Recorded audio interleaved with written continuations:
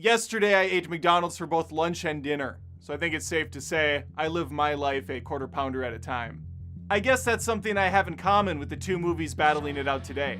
These street racing criminals turned superheroes only have one speed in life: fast. After 9 films, have Dom and his team aged like a fine energy drink? Or have they lost that spark, plug, that kept this franchise going?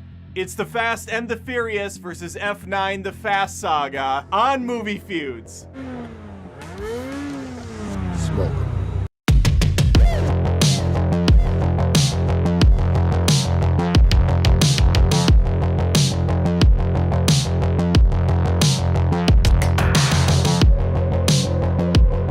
Fast and the Furious started out with a pretty simple premise. Brian O'Connor, a young, cocksure cop, infiltrates the seedy underbelly of underground street racing to figure out who is behind a string of truck robberies. In the process, he develops a bromance with one of the best racers in the business, Dom, and even falls in love with Dom's sister, Mia. Eventually, Brian will join up with Dom's crew, and by the 7th film, he'll be riding off into the sunset. Comparing the first film to that of the 9th is like comparing a children's coloring book page to that of the Sistine Chapel. That might be a bad analogy considering the crowd I'm talking to. It would be like comparing Baby Shark to Fred Durst's masterpiece, Nookie. They're so wildly different that if you change the names of the characters, they would be 2 totally different properties. Here's a fast summary of F9. Dom and Letty are ranch hands now, raising Dom's estranged son from Fate of the Furious. For a film all about family, Dom sure shit goes out of his way to avoid his. Not only did he have a son, but apparently a brother too. One who is working for a rich, powerful bad guy who keeps Charlize Theron in the glass box from Mission Impossible Rogue Nation. Meanwhile, Kurt Russell's character Nobody records a message for Dom and his team. They need to retrieve a bunch of MacGuffins before the competition does. The Tokyo Drift crew shows up, everyone is super skilled with guns, hand-to-hand combat, and a string of other things they never trained for in their life. That was like maybe 20% of the plot. But who cares? We're here to watch people drive fast and on occasion furious. It's about family. The first film offers plenty of that, while this newest installment is more akin to driving fast and preposterous. I would actually say it's fast and ludicrous, but that would just be confusing because there's an actor named that in these movies. Call me old-fashioned, but I like a story that makes even a fraction of sense. So strapping a car to a rocket to destroy a satellite orbiting Earth doesn't qualify. Fast 1's gonna take the round. Hanging out with the Fast and the Furious crew is like eating at Olive Garden. When you're here, you're family. But which one really feels like that, though?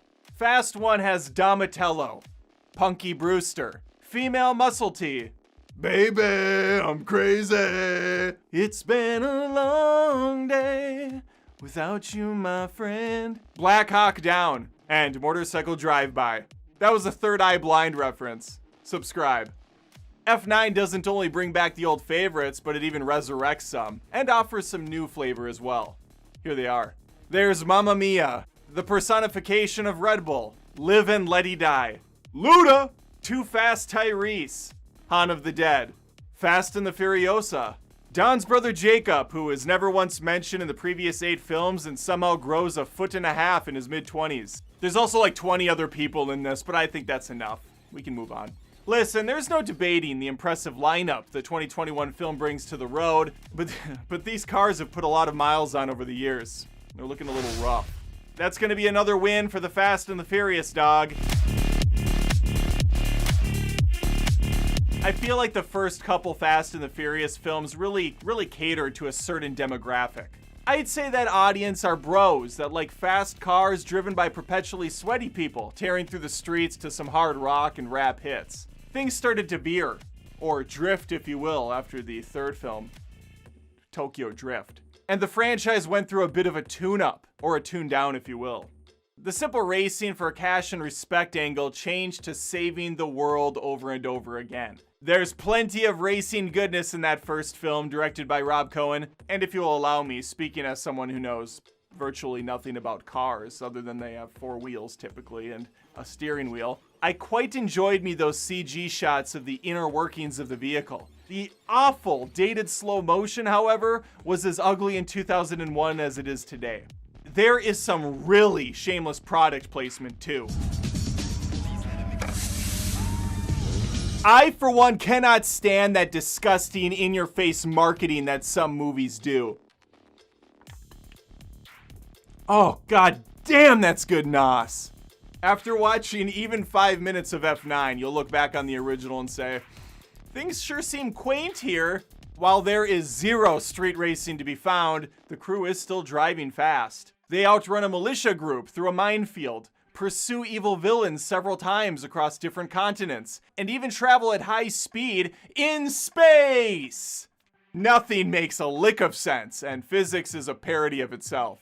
Dom slingshots a car across a large chasm. Cars drive up falling bridges. Magnets don't work how they should. And in space, no one can hear you drift. Fast and the Furious takes the win. Oh, sorry. I mean, The Fast and the Furious takes the win. Fast and the Furious was the name of The Fast and the Furious 4. Sorry for the confusion. This is a great franchise. Hey, you can't have the Fast without the Furious. That's the proper mix. And we're gonna determine which one has more of it. Since the first movie is attempting to be a somewhat serious affair with grounded storytelling, the Furious stuff seems a bit tame in comparison to the Transformer-esque sequels that'll come down the line. We do see guys jump out of one vehicle to another, but it's not done in a cartoonish way. F9 features mammoth amounts of logical leaps, where guys are effortlessly hopscotching around fast-moving vehicles. Sometimes they ride on top of trucks as they careen off the side of a cliff. Other times they fall off a car and onto another one that was pushed their way by a friend who was, I guess, cushioning their fall. You can do that with cars, you know, you can just kind of shove them sideways to other people. There are some scuffles in the first Fast movie as well. A few hand-to-hand brawls that lead to some hurt egos and fractured relationships. Let's go ahead and contrast that with the new one. We now see Dom sending handfuls of guys to the morgue down in the sewers. Dom has achieved the strength of a fully grown Groot who realizes that The Rock is a much bigger star than he is. So anger is really fueling that rage. Since Dom's whole crew has murdered arguably hundreds of people in the later installments due to their insane hijinks, I think I'm gonna have to give this round to F9. Those magnet cars alone had to have caused a multitude of deaths. That's about as furious as it gets. Cars on the table. That's not an expression. I have no idea how this franchise continues to survive and seemingly has no end in sight. Vin Diesel is getting dangerously close to being nothing more than a stone sculpture the studio can just wheel out to the next movie. There's your car, sir. The budget and spectacle keep getting pushed harder and harder, but the energy appears to be completely exhausted at this point. I have an easy winner here, and that's the first movie. And that's for the simple premise and straightforward execution. The true winner is possibly determined by you if you subscribe to Adam Does Movies and follow Movie Feuds. I put a poll up every single week, and this episode was no different. Here's how things shook out. F9 The Fast Saga only received 13% of the votes, making The Fast and the Furious the winner at 87%. Sometimes we disagree, but in this case, we were on the money. Thanks for watching the episode. Like the video if you had a good time. I'm Adam, and this is more than just reviews. This is Movie Feuds. At this point, Universal has sold out so many of its properties, we might as well just start meshing them together. Let's just put Fast and the Furious into Jurassic Park.